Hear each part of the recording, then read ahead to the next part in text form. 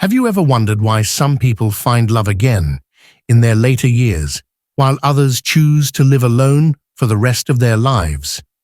In today's society, where individual independence is highly valued, more and more people in their 60s and 70s are deciding to get married again. It might be after a long divorce, a painful period of widowhood, or simply because they're ready to open their hearts once more.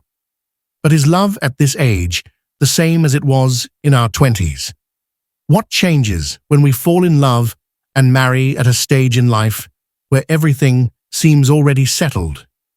Emma, 68, a former high school teacher in Oregon, lived alone for 12 years after her husband passed away. She met Daniel, a cheerful widower who loved gardening and lived in the same neighborhood. They took morning walks together, shared old stories, and gradually felt their hearts come alive again.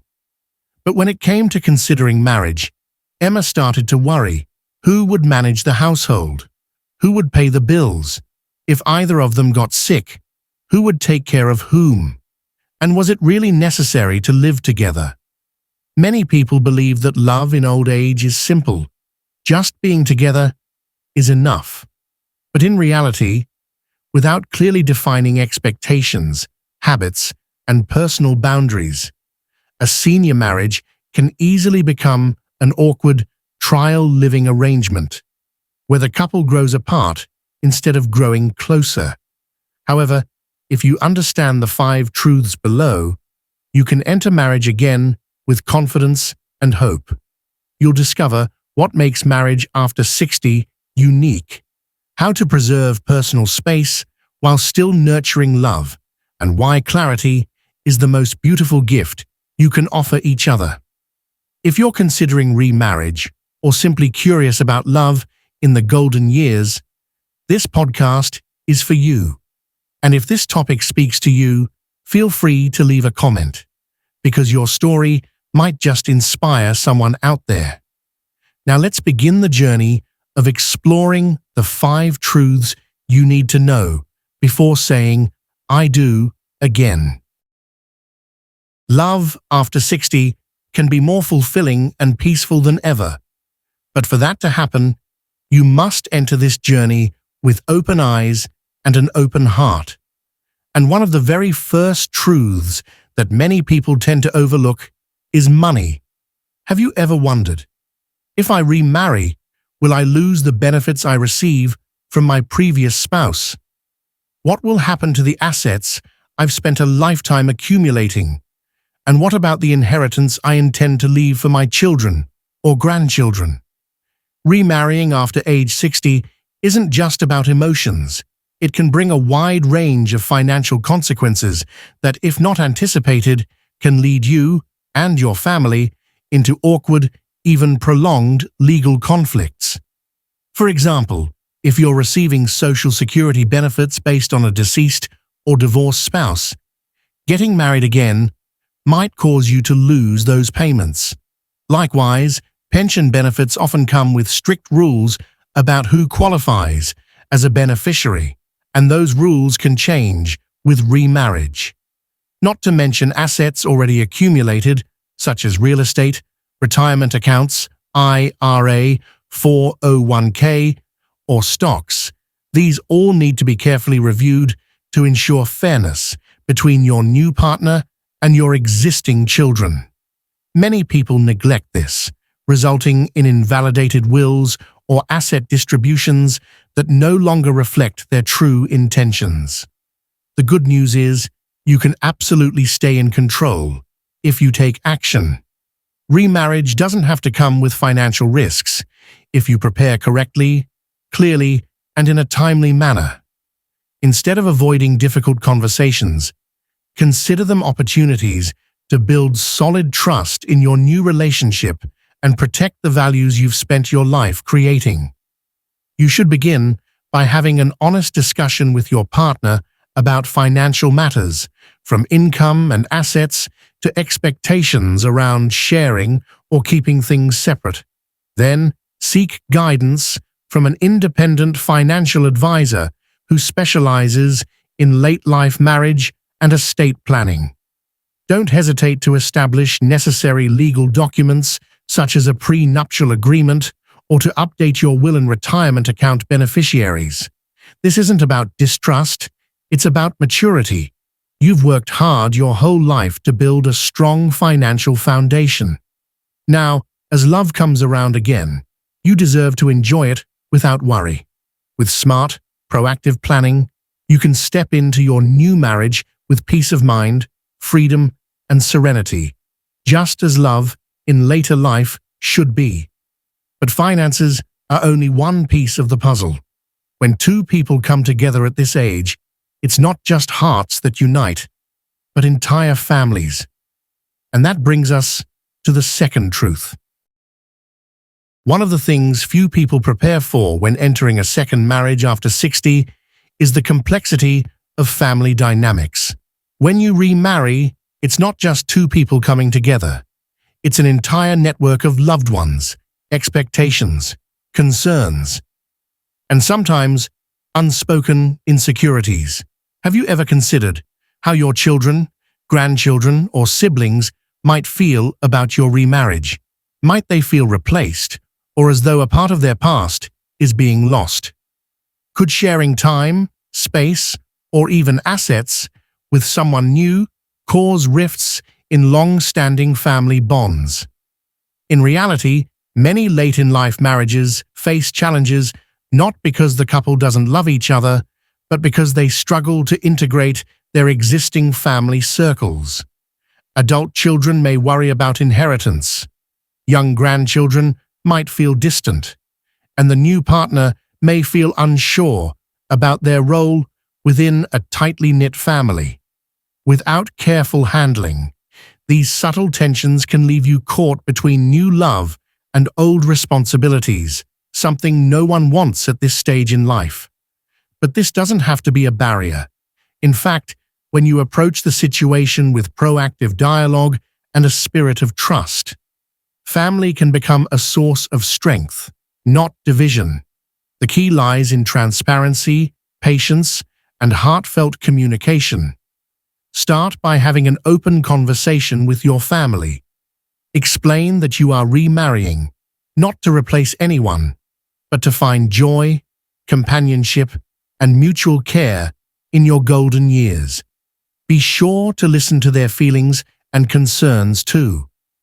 If there are specific issues, such as property, wills, or family traditions, address them early on and consider involving a legal advisor or neutral counselor to ease tensions. Another strategy is to establish soft boundaries. For example, continue hosting Thanksgiving the way it's always been, preserve part of your home for the grandkids' visits, or create new traditions together instead of forcing old ones to change. When family members feel heard and respected, they're less likely to feel left out. They will see that you're still the same parent or grandparent, just happier, healthier, and with someone to share the journey ahead. Family is an essential part of happiness in later life. Remarrying doesn't erase your bonds. It can deepen and expand them if you nurture them from the roots. When love is rooted in honesty and respect, all relationships have the potential to flourish. And once you've cultivated harmony within your family, the next step is to ensure harmony within the relationship itself. Because after 60, love is no longer what it was in our youth. And that too is a truth worth honoring. When we were young, we often dreamed of passionate, all-consuming love, where intense emotions and total togetherness were the ultimate measures of happiness. But by the time we reach our 60s and 70s, love takes on a very different hue, gentler, calmer, and shaped by a new set of expectations. Have you ever asked yourself, do I really need to live with this person every day? Do I want to share everything, or keep a little space for myself? And how can two people with entirely different daily routines and lifestyles find harmony without feeling overwhelmed? In today's world, where personal independence is respected at every stage of life. More and more retirees are choosing the living apart together model. Committed, emotionally connected, but not necessarily living under the same roof. This reflects a profound truth. Love after 60 is no longer about merging every aspect of life. It's about companionship, emotional sharing, and mutual respect for each other's way of living.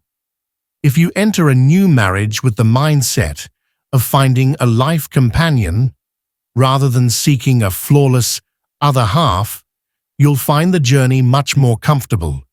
But for that to happen, both partners need to sit down and clarify seemingly simple matters. Are you willing to care for each other during illness? Will you spend the holidays with each other's families? What about different sleep schedules, hobbies, or social lives? Can you accept those differences? Instead of assuming the other person will just know, you need to take the initiative to ask questions and discuss openly. You should be aware of what you hope for in the relationship and be ready to adapt when needed. This isn't forced compromise, it's a mature and unique form of love in later life. One helpful approach is to write down your daily life expectations. How much alone time do you want? Are you comfortable sharing your home? Are you okay with your partner spending time with their own children or grandchildren? When both people are clear about these boundaries, the choice to live together or apart will no longer be an obstacle, but a natural, empowering decision. Senior love is a love of understanding, not possession. It's about connecting over slow meals and holding hands at dusk, not about flashy promises. And when expectations are clearly defined, love becomes not only sustainable, but deeply nurturing for both. You have every right to redefine happiness in your own way, whether it means sharing every day together or simply meeting on weekends and talking every night.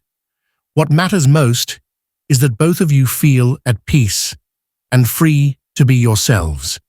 Begin with an honest conversation, and you may find that what you're truly looking for isn't a perfect romance, but a profound friendship filled with love, freedom, and mutual understanding.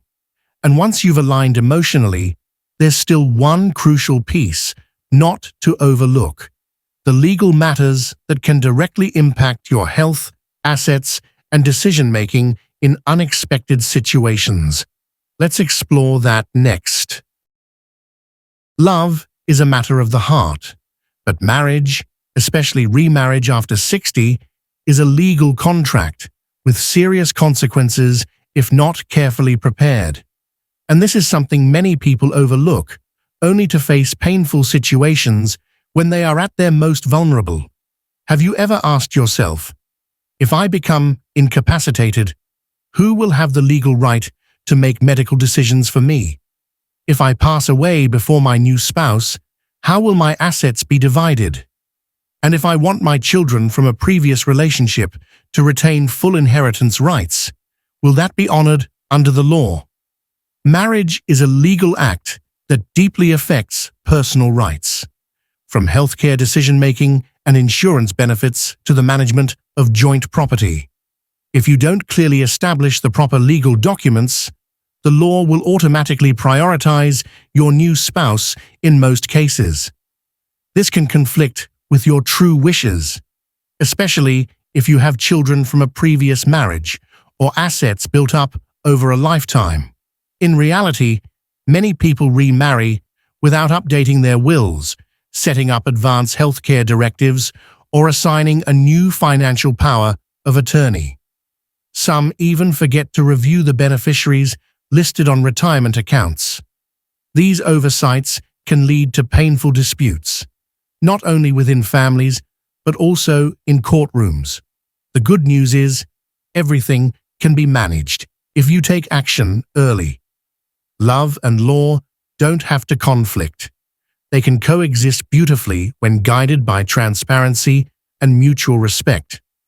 Start by sitting down with an estate attorney who specializes in late-in-life marriage.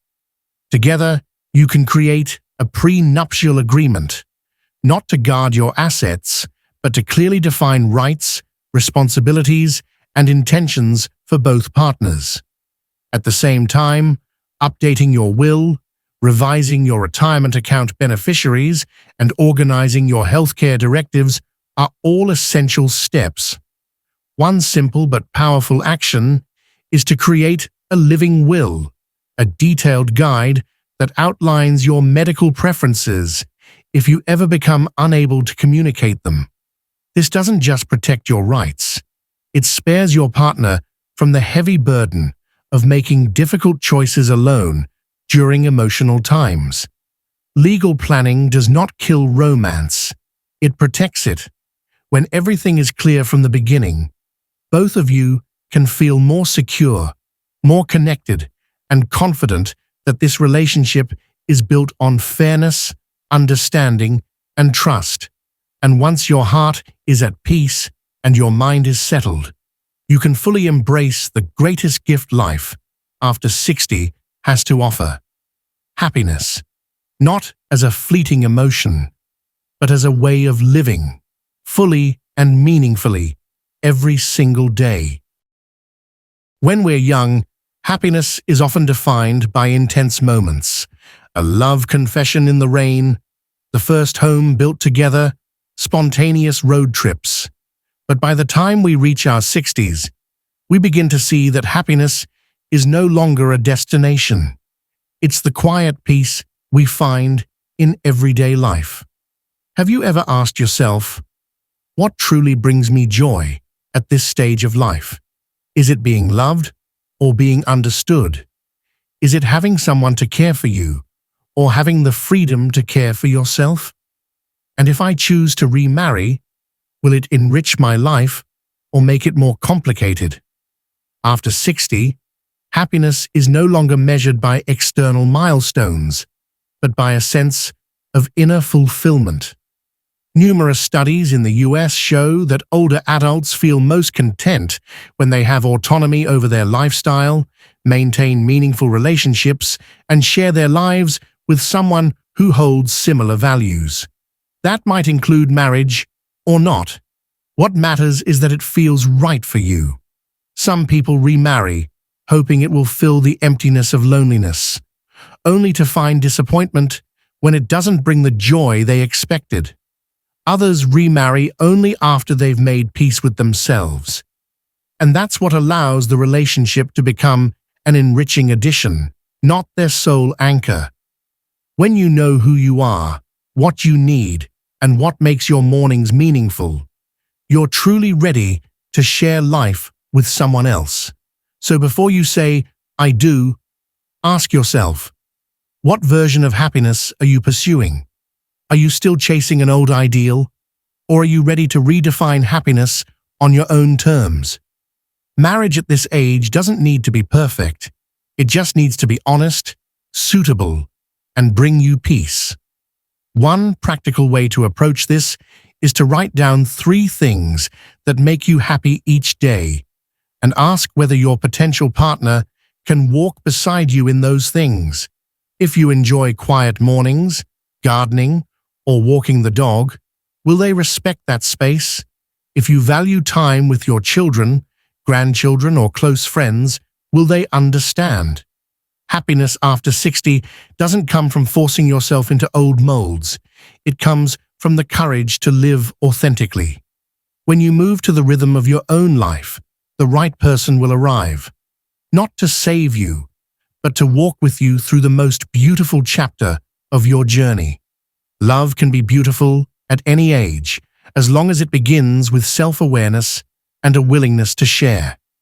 You are never too old to begin again, and it's never too late to choose happiness in your own way.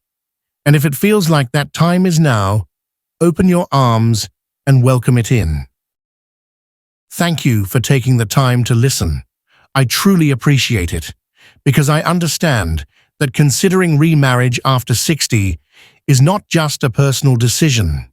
It's a life-changing turning point that requires clarity, courage, and deep compassion for yourself. Together, we've explored 5 essential truths, from financial shifts that can deeply impact your future, to the complexities of blending families, from the emotional expectations that evolve with age, to the legal factors that must be addressed, and finally, a refreshed definition of happiness in your later years. Each part is more than just information. It's a gentle reminder. You deserve a life where you feel comfortable, loved, and free in the choices you make. Now, I'd love to hear from you. Where are you on this journey? Which truth resonated with you the most? And if you've already remarried, what is the most profound lesson you've learned? Share it in the comments, because your story may inspire someone who's still searching for answers. If you found this message helpful, please like, share, or send it to a friend who might be considering a new beginning. That simple gesture could make a world of difference. I hope you'll continue joining me in future videos, where together we'll explore the deeper layers of life after middle age, with kindness, thoughtfulness, and authenticity. And if there's one thing I hope you carry with you from all of this, let it be this: it is never too late to start living in a way that brings you more joy each day.